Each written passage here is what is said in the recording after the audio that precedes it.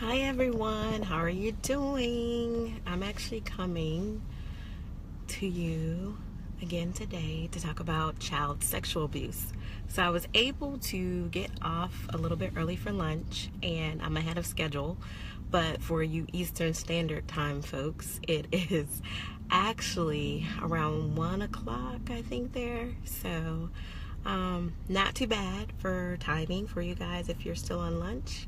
So maybe I'll wait a second for everyone to get kind of populated and see if anybody might join me today for a lunch broadcast on child sexual abuse. I know Facebook is going to build my audience right now. I actually got out. It was a little bit more beautiful today. It's cloudy.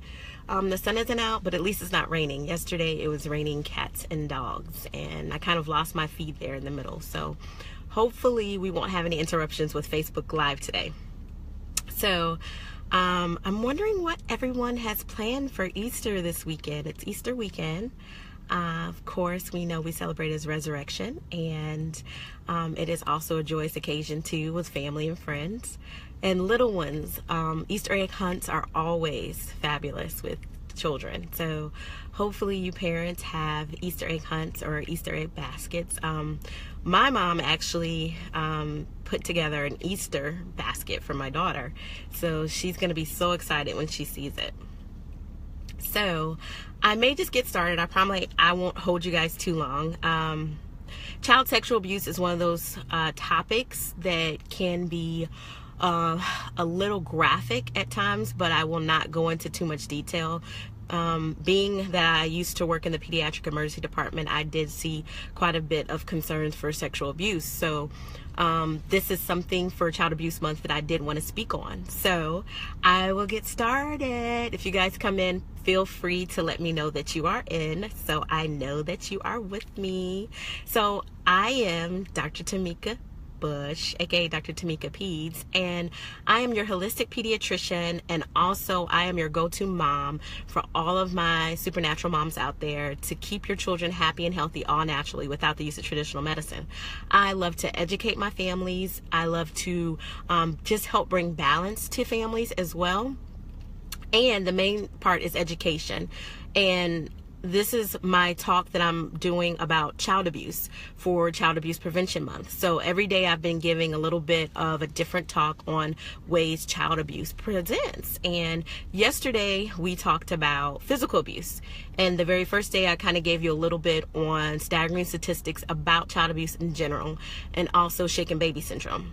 So today we're going to end up talking about child sexual abuse.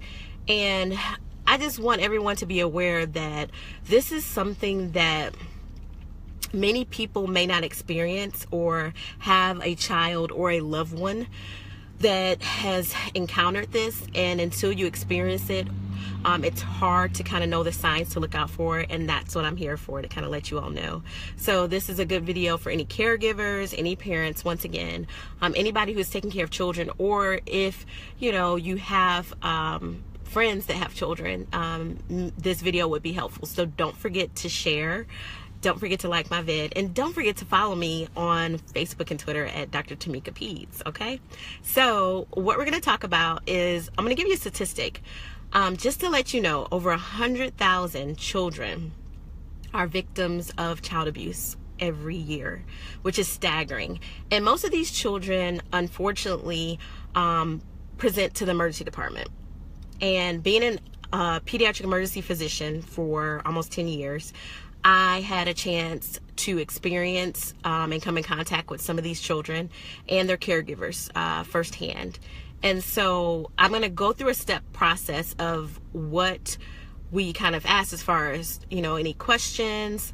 Oh, hey, Jacinta, how are you? I miss you so much. Thank you for joining in. Please share my broadcast. I'm actually doing talks about Child Abuse Prevention Month. So please remember to share it on your Facebook.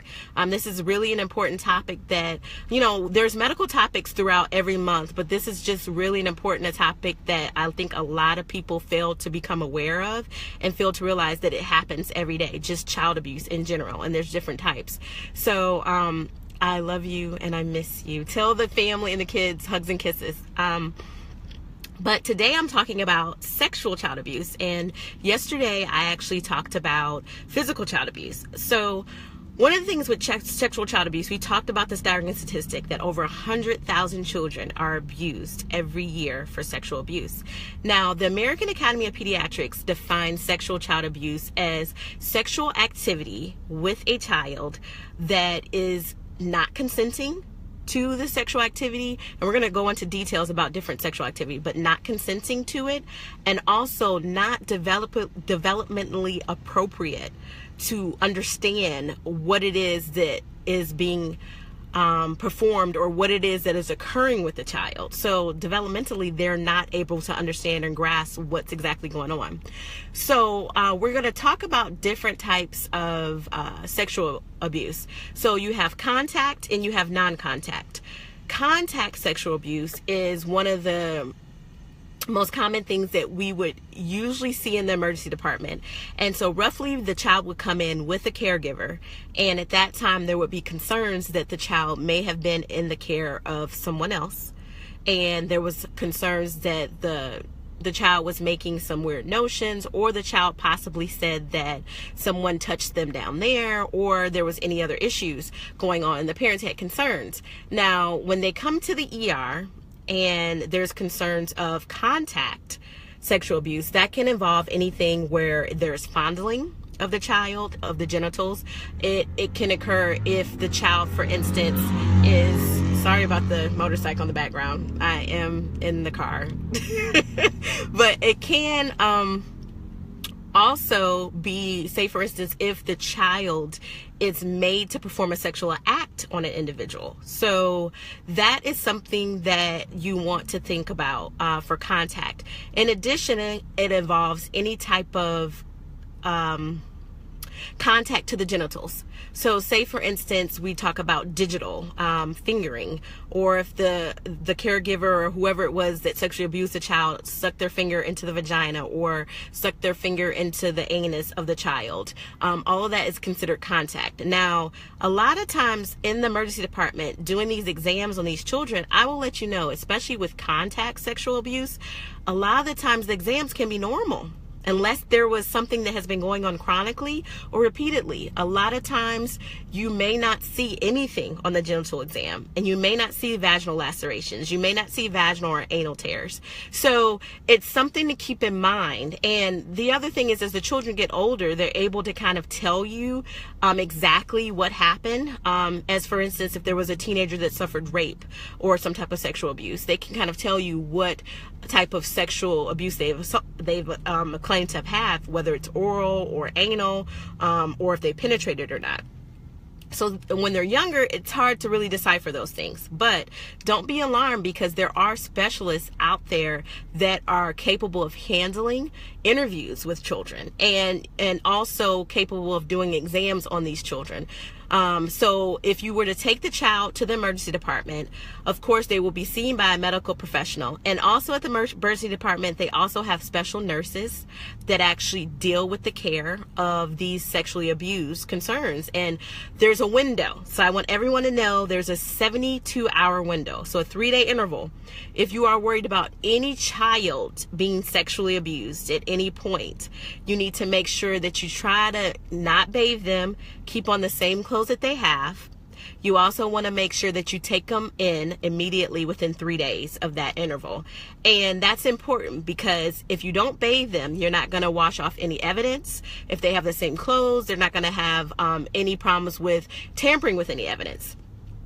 In addition, within the 3-day interval, if there was any type of penetration with the child, if there is any semen that is left in the child, and I know this is a little graphic, but I want caregivers to know this is usually the process. Then if there's any like semen or anything else that's left within the child or around the genitals, you are able to use that as evidence. So just to let you caregivers know. Now for the younger children, there will not be a vaginal exam. There's nothing to where they actually go through with a speculum. It's more of an external exam, and when we do the exam, we just look for any tears or any bruising in the vaginal area. So that's contact sexual abuse. Now there's non-contact sexual abuse, okay? And non-contact sexual abuse involves, for instance, if someone has a child watch them have sex. So it doesn't have to, sexual abuse doesn't have to be contact only. So if you have a child that is 3 years old and you make them watch you have sex, or you take off your clothes in front of them, or show body parts of your own in front of them, that's considered as exhibitionism, okay? Or voyeurism. And those two terms mean that, okay, you are allowing that child to watch you get naked and show them something that they do not feel comfortable about. And you're not only being an exhibitionist, but the child is being a voyeur, which is they're watching them do that. And they're too young to even understand it, and they're not capable of understanding what exactly is going on. So that's non-contact. Now, those are two different types of sexual abuse that I want everyone to be aware of. Now, most of the time, children that are sexually abused, some risk factors, are either parents or caregivers that have been sexually abused in the past. That's a high risk factor. If the mother or the father or the stepmother or the stepfather or any other caregiver in the previous, when they were a child, were sexually abused, there's a higher likelihood that that child could be abused. Also, if there's multiple caregivers, if there's multiple people and the child is in and out of different homes, from the father, from the mother, and, you know, even though it's the biological parent and they're having other, like, strangers that are around that child, then there's a high risk of sexual abuse. So you want to keep that in mind. If there are any concerns to where you are worried about a child being sexually abused, like I said in all of my talks, please stand up. Please speak out. Speak for them. You know, they're the vulnerable and the voiceless. Make sure you let everyone know that you have concerns. And so remember, that window is important. Even if you don't make that 3-day window, you can still get them evaluated, and you can still report to the Department of Social Services for your state. So make sure that you still speak up for that child. So that is something that is very extremely important. And I will not stress this enough. In every one of my videos, I will not stress this enough. And just seeing so much of it firsthand on the front line, being a pediatric ER physician for one time, I just know that it is really extremely important. Just, we really have to be the advocates for the children. So there are different hotlines.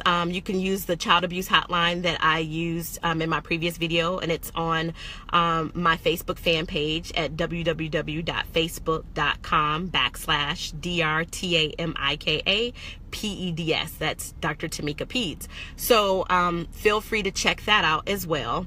I'm trying to make sure I kind of covered everything for sexual abuse for you all. A lot of the times, yeah, it's one of those things. Oh, the children also can be checked for STDs. Some children, if there has been some penetration, then they may test positive for STDs such as chlamydia and gonorrhea.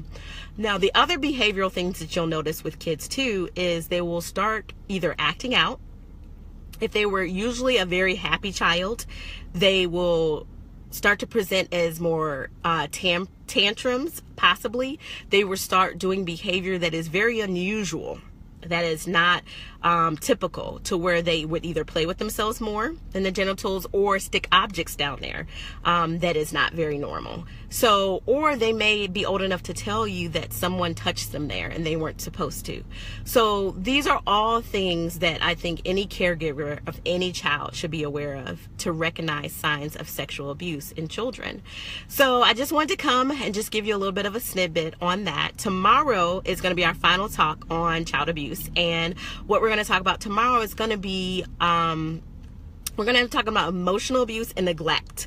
And that's something too that a lot of people aren't aware of, because with emotional abuse comes in different categories of verbal and everything else that can cause emotional damage. Any form of child abuse is just really disheartening, because it really affects children psychologically. It affects their future. A lot of kids can have post-traumatic stress disorder and have depression and have behavioral issues because of child abuse. So definitely make sure that you guys stand up and speak out for these children. So I hope you guys have a great and wonderful day, and I will see you tomorrow. And once again, don't forget to share.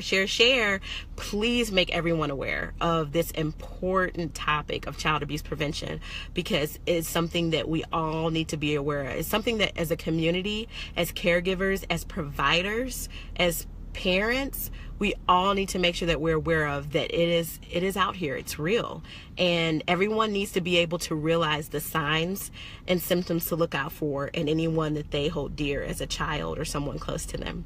So it's Dr. Tamika Peds again, your favorite board certified holistic pediatrician, mother, speaker, and author, and media consultant. And I am here once again to help moms keep your children happy and healthy all naturally without the use of traditional medicine.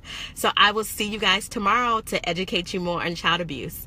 All right, I can't wait. See you soon. Take care and be blessed.